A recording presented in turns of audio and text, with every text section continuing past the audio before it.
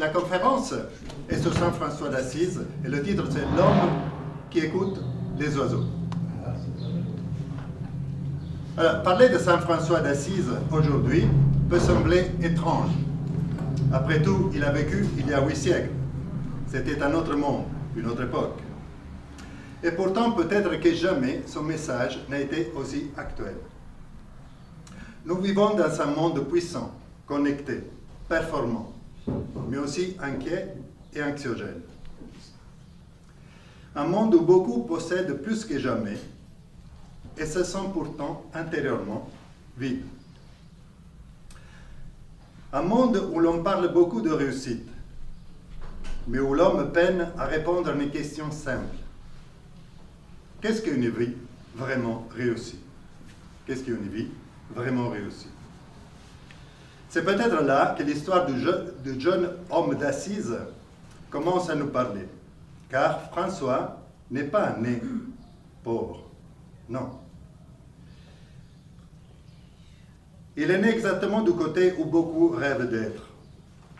Il est riche, il aime les fêtes, il rêve de gloire, il veut être reconnu, il veut exister aux yeux des autres, il veut se réaliser en tant qu'homme.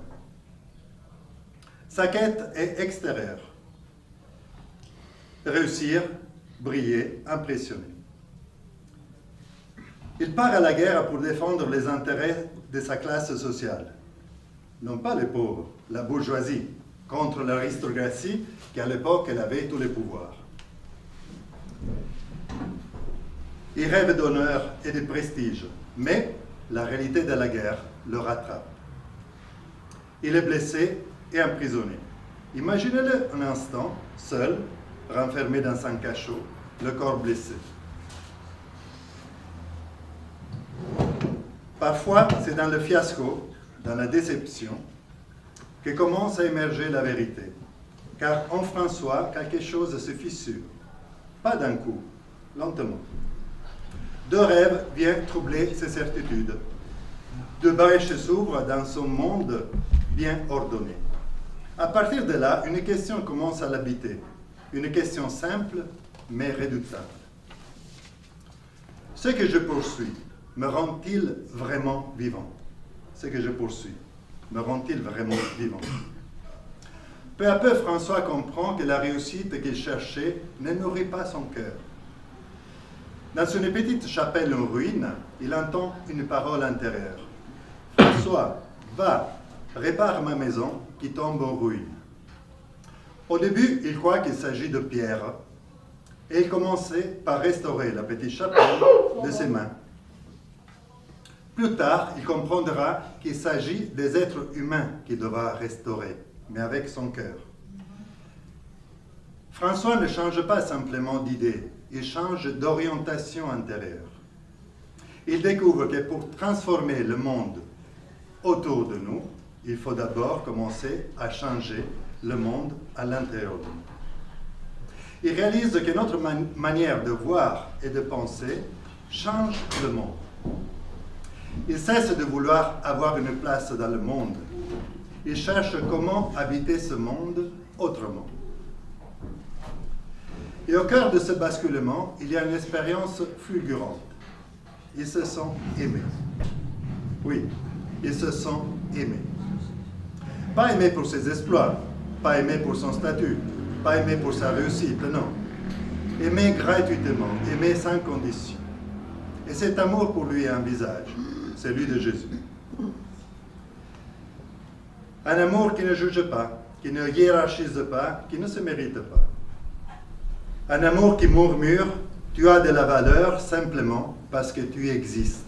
Tu as de la valeur simplement parce que tu existes. Et cela change tout, car le besoin le plus profond de l'être humain, ce n'est pas la richesse, ce n'est pas la puissance, ce n'est même pas la sécurité. C'est d'être aimé, aimé pour lui-même. Lorsque François fait cette expérience, son regard se transforme. Il n'a plus besoin d'être riche, un riche commerçant en tissu. Il n'a plus besoin de prouver quoi que ce soit. Il peut enfin descendre de son cheval et descendre de son idéal de grandeur. Il se dépouille de sa noblesse, de ses vêtements, de son identité sociale. On a tous un peu dans la tête l'image du jeune François au milieu de la grande place d'Assise, sous les yeux un peu inquisiteurs, obligé par son père de se ressaisir publiquement devant les autorités locales et l'évêque d'Assise. Et là, la réponse de François est radicale. Il se déshabille face à tout le monde et il part. C'est à ce moment-là qu'il devient frère. Pas un frère supérieur, pas inférieur, juste à côté. Il s'assoit avec les exclus, il embrasse les lépreux, il parle aux oubliés. Ce geste est révolutionnaire, car il affirme quelque chose de vertigineux. La dignité humaine ne dépend d'aucun statut. Pas de la richesse, pas du pouvoir ou du savoir, pas de la race ou de la religion, mais de l'existence même. François ne prône pas la misère. Il découvre la sobriété joyeuse. Il comprend que la joie ne vient pas de ce que l'on accumule, mais de la qualité des relations, de la relation entre nous. Et c'est là que surgissent les oiseaux. La tradition raconte qu'il leur parlait.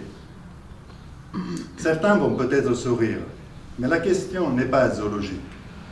Pourquoi les oiseaux? Parce qu'ils ne possèdent rien, parce qu'ils ne stockent pas, parce qu'ils ne dominent pas. Et pourtant, ils chantent. Ils vivent de ce qu'il leur est donné, ici, maintenant. Leur chant, pour François, devient une parabole vivante.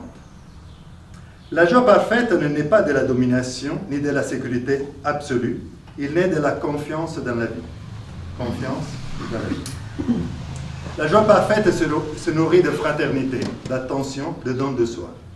Donner, ce n'est pas perdre. Partager, ce n'est pas s'appauvrir. La vie est relation avant d'être propriété.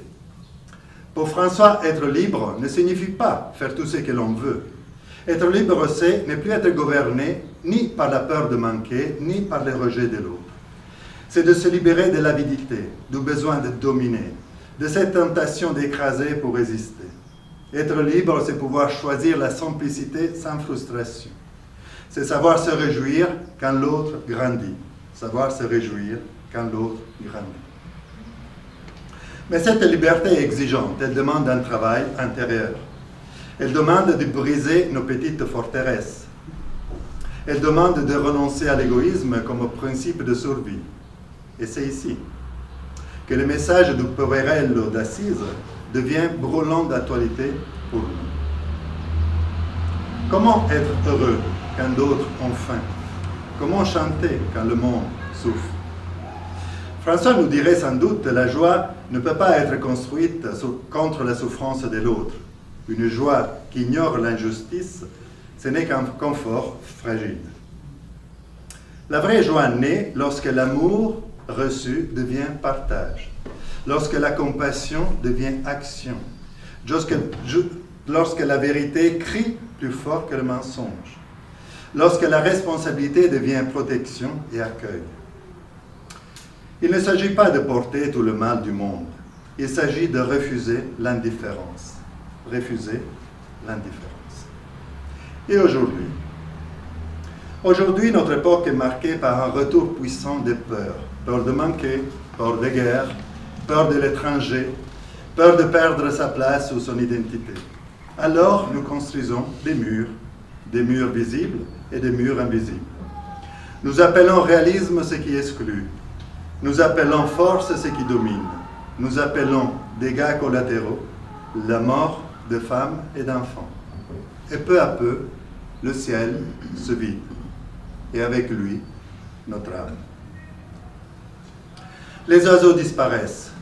Leur silence n'est pas seulement écologique, il est symbolique. Il dit quelque chose de notre difficulté à habiter la terre avec douceur et respect. Les oiseaux traversent les frontières sans passeport. Leur chant ignore les barrières. Ils offrent leur musique, ils ne l'imposent pas. Et nos paroles, sont-elles des chants ou des hurlements? Une parole peut relier, une parole peut blesser. Une parole peut créer un avenir, une parole peut briser un destin.